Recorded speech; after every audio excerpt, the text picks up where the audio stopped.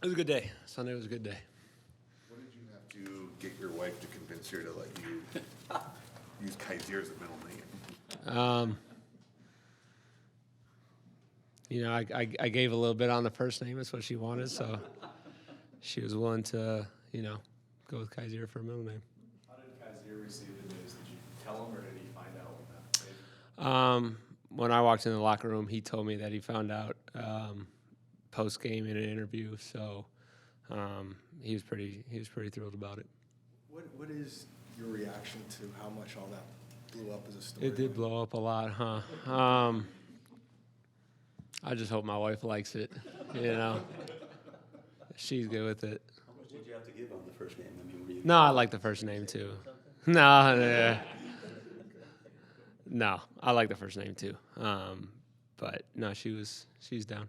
I know that JG was talking about how you were pretty insistent you were going to be there for the game. Was it close? I'm not sure what the timing was. Did you ever get nervous that maybe your prediction of being able to be there for the game wasn't going to come off? Or No, my wife is ultimately Team U, and she wants to win. So she said that I was going to the game no matter what. But thankfully that the baby was born, I think 4 hours before the game. So it timed out good where, I was there for probably an hour and held him and then went to the game. It's perfect. What makes Football baby. what makes Kaiser stands out to you as opposed to a lot of players you've coached? Yeah. I guess I just, as like a coach, I have a great appreciation for being part of a lot of players' careers. And it's a small part because there's so much that goes into what makes them great. But I think back of like when I was growing up and how much I look up to, professional football players or college players and really idolize them. And to think that, there's people out there that do the same for these guys currently and the amount of work they put in to be who they are, it's greatness. And it's cool to be a part of helping them get to, where they are in their career and build a legacy. And so it's kind of appreciation for a lot of guys that I've been around, and just like being able to honor not just Kaiser, but really every player that I've been able to touch in some sort of way, through kind of resembling that through my child's name. But Kaiser specifically, I can tell my son ultimately like what stands out to him and probably why he's a captain is like the ultimate teammate, ultimate team first guy, like the model for accountability. There's so many stories I could probably list to you, but the guy shows up every day with a smile on his face, ready to go to work. Takes a lot of ass chewings from me, to be honest, and he's phenomenal with it because I like that. Yeah, you make me better. It's that kind of player that he is that I have a lot of respect for. Has he gotten a hold of the baby yet? Has he been over? No, he hasn't been over. I've actually haven't held the baby really much since game day still. So maybe one day here. how are you finding that balance right now? I'm not finding it right now. My wife's doing a great job. You guys obviously played a heck of a defensive game. How did it impact your prep for the game? When you're coming from the hospital, arriving, I assume somewhat late, how did that whole morning go in terms of your prep for the game? How did that change things? It was a little bit different. Normally I would come here to cold plunge in the morning. I had to go in my pool. Wasn't quite as cold. Felt more like a bath a little bit. So thrown off there. Didn't get to go to the coffee shop I normally go to and sit there. And I usually talk to myself about the how I'm going to call it and kind of rehearse it in my head. Never got to experience that. So I ended up doing that kind of like a little bit closer proximity to the game. Actually, it was about an hour after the kid was born. I asked my wife, I said, can we go through this game plan now? She said, sure.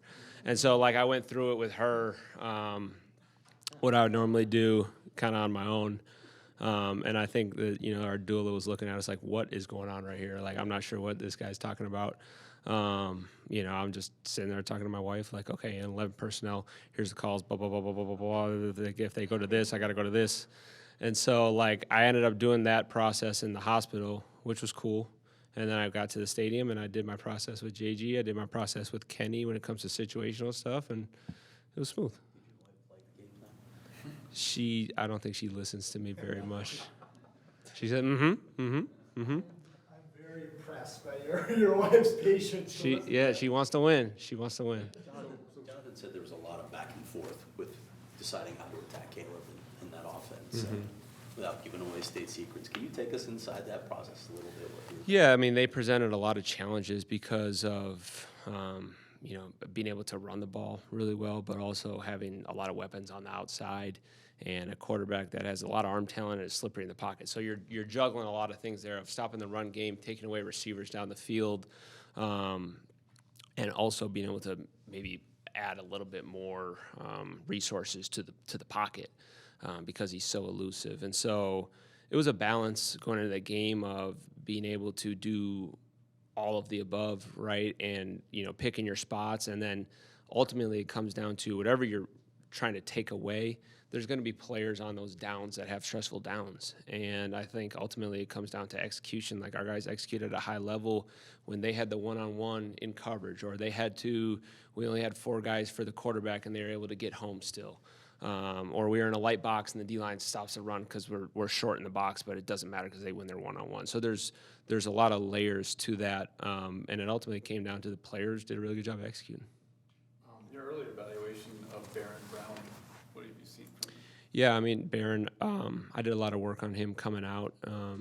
Really loved the guy, honestly, more than anything coming out, and obviously the skill set. So excited to get to work with him. Obviously, this is the first time I've ever actually been able to get hands-on with him, but I know the character is going to fit right in, and I love the skill set of what he showed in college and what he's shown so far in the NFL. What is it about the guy that you like? He was extremely intelligent. I just remember asking him some questions where, he was able to respond and give just some unbelievable answers where, like, the awareness that he had. Obviously, he was very well coached in college. I was very impressed with him, and so I knew he's going to be a very intelligent guy.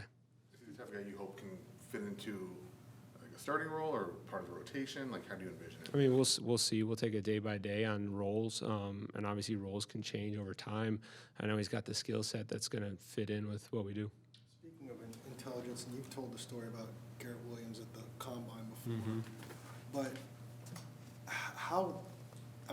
there's only so much time you get with those guys at the combine. Did you have a good sense of how meticulous he is on some of this stuff? Yeah, it was actually, I'm trying to remember, I want to say there was no combine the year he came out, and so everything was Zoomed. And obviously now still, there's Zoom interviews, and so I want to say I had several Zooms with him, which was it was a good way to just not be as rushed and be able to watch some tape and talk through some stuff. And it was very clear to me that he loves football and he studies pretty hard. I know JG said last week, talking about that you guys are kind of on him a little bit to, like, not overdo some of that stuff. I don't know if you are. JG said he was. Do you feel like the players in general? No, Garrett in particular. That he. Oh, you're talking about Garrett? How did I know about with Garrett? Yeah, oh, I'm sorry, with Garrett. Yeah, we were at the combine. Yeah. I thought you were talking about Barron still. No, sorry. With Garrett, how did I know? Yes. Well, yeah, it was like unbelievable, like right away. But yeah, he is very detailed. He takes in as much data as he can to make himself better. I actually heard him having a conversation there. I was eavesdropping with PT, and some of the stuff he was saying is like stuff that I wasn't even thinking about for how he sees the opponent is impressive. And yet, ultimately, with people like that are that intelligent and that detailed, sometimes you have to be able to filter out the relevant stuff and help them with that. And because ultimately, it's all about how can I apply it on the field. And so, once you take in all those details, what is important for me? We call it pre-snap checklist. Like, what's my pre-snap checklist? What do I really need to know within this play that or within the coverage that we have or the call that we have, within what they're showing, the situation, the formation, the people, all that. What do I need to know? And then from there, just let it rip. And he's done a great job with that. And you can see his preparation really paying off on Sundays. Obviously, he came back from the ACL. A lot of people want to talk about his brain, which is, and his prep, which is incredible. But it feels like sometimes his physical abilities get lost, especially given how he had to come off that knee. I mean, I'm assuming that he's back to where you guys thought he was going to be. Yeah, that's a long, he came back mid-year from that. It's very hard to come back mid-season where you don't get any kind of off-season prep into it. And that's a 2-year recovery ultimately. And so you can see physically he's looking really good right now. I'm sure he's finally getting back to that point where he's his normal self and doing good out there. JG said last week that he actually has to talk to him sometimes about dialing back in terms of the time and that he spends on his process. Yeah, I mean, I think that's layered. Like I was just talking about his schematic process of prepping for the game plan and stuff, but it's also his health. It's his physical preparation. Like he pours a lot of extra time into extra work to whether that's lifting, whether that's on the field positional work, whether that's recovery. Like his whole life is football. I mean, he talked to me about his routine in the off season when he gets home, of like how he's essentially doing work on his body. Then from there till it's time to go to bed, or even in the off season, like relax. Like social life, like a little bit. Like if I find out that I heard you went out to dinner, like, is that true? Like he'd be like, man, like I still have a life, but barely. His life is football. So dial back, that's, hard to say for certain. He ultimately is the one that knows what's the right amount, but he puts a lot in. How much will it help with timing with back to Barron, with having the bye next week and not having a week that's not involved with game plan? Yeah, that's an extra week that you can really kind of get back to some of the basics and not worry about a specific opponent or new calls to a scheme. Or to the opponent.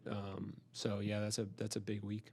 It's a Jets offense that's kind of been all over the board this season. What do you make of them behind Aaron Rodgers? Yeah, it's very talented. They can generate a lot of explosives. Whether or not previous games they've put up points, they're very capable of generating a lot. So there's a lot to take away. I mean, the running back's electric. The O-line's good. They're anchored with 2 veteran tackles. Obviously, the quarterback, I was in the division with him. Can't shake this guy. Me and JG were just talking about how often we've gone against Aaron Rodgers. It's a lot. But he's still a very elite player. And obviously, there's 2 receivers that are high-level players you got to take away. So many ways that they can go, and obviously the quarterback makes it go. He can put them in ideal looks, and he can put the ball anywhere. Is there an Aaron Rodgers memory that's kind of like branded in your mind? I can't say there's a specific memory. Yeah, there is kind of one. We had like an exotic lookup unscouted, and his ability to change the protections and get it exactly picked up and then deliver a pass. It was like, well, you can't you're not going to be able to get over on this guy with something new. He's just, his brain is powerful, right? And he can, again, ideal looks, put him in the right calls, and then put the ball where it needs to be. I know every week is different, but is it weird at all going from somebody as inexperienced as Caleb to then having to defend against Aaron Rodgers the very next week? No, I wouldn't say so. I think every week is you play young quarterbacks throughout the year, you play veteran quarterbacks throughout the year. Obviously, they're probably on the different ends of the experience spectrum there, but every quarterback is going to present their challenges and what their strengths are and what you feel like you need to do to stop them. With the pass rush, more than half the team's sacks have come in the games against the Rams and the Bears. How important is it to be in those games in terms of the pass rush when you stop in the run and building a lead? Yeah, I mean, when you force people into known pass, it allows you to pin your ears back and go, right? So anytime you can get people behind the sticks or, get up in games and kind of as you get into the fourth quarter, they start to run out of possessions and they have to start to push the ball. It makes them a little bit more one-dimensional. It allows you to do a little bit more play to that, and play to the pass. So that helps. But ultimately, whether that's you're getting them, behind the sticks or you're up or it's not those situations, you gotta be able to rush, and you see what the benefit of that is as far as putting pressure on the quarterback and covering on the back end. On the defensive line and the pass rush, what's been the key to continuing to get the results you're looking for? Yeah, I mean, I think it speaks to the depth of the roster and the preparation of everybody. They star their role, whether they're a starter or a backup or a guy that's playing in specific situations. They practice extremely hard. They prepare, and when Sunday comes, they're ready to go, and they take advantage of it. A couple of quick follows to Sunday morning. How much later did you get to the stadium than you normally do? No, it wasn't too much later. I was there about 2 hours before the game. And then you were going through the game plan. Was your wife back in the room, holding the baby, not was she looking at you, not even paying attention to you? We just kind of. Well, this isn't new. We actually do that on Fridays. Go through the game plan. So I guess we did it Friday, and then Saturday I normally do it by myself. But I thought that would have been weird with the nurses if they would have seen me talking to myself. So I just kind of did it with her. I think she's watching shows usually when I'm going through it. But I like to say it out loud because I think you do need to verbalize. I go through a session with Kaiser too where we're both verbalizing it. You have to be able to speak the language, So I like to say it out loud, and so that's usually my routine. And yeah. Did you go through a session with which Kaiser? Both coming soon. Did your doula give you any pointers or? No. She was helpful with the birth though. I know that. Nick, you talked about pre-snap checklist. Did you have one with your wife for the baby? Phew. Cars gassed up, Man, yeah, car. I'll save that story to myself. But it got close. It got close in the car. I did not have my pre-snap checklist. Leaving the stadium, I'm like, Schwim, can I get a toothbrush? Not really prepared here to go sleep at the hospital. Are you concerned this opens a can of worms for players of trying to get in your ear for maybe if there's a child? We'll see. I don't know about that. Maybe we might be done at 2. You mentioned your wife wants to win. What's the appreciation for all coaches in this life with the family and the wife and the sacrifices there has to be because of the hours that are spent? Yeah, it's a lot. They're the real MVPs, honestly. When you can, for however long this season is, 6 months, she literally is she knows that I'm mentally just gone for 6 months, and she is ultimately all about ball. She's about ball too because she's the one that has to do everything else, and that's not just my wife. That's a lot of our wives, coaches, players, staff.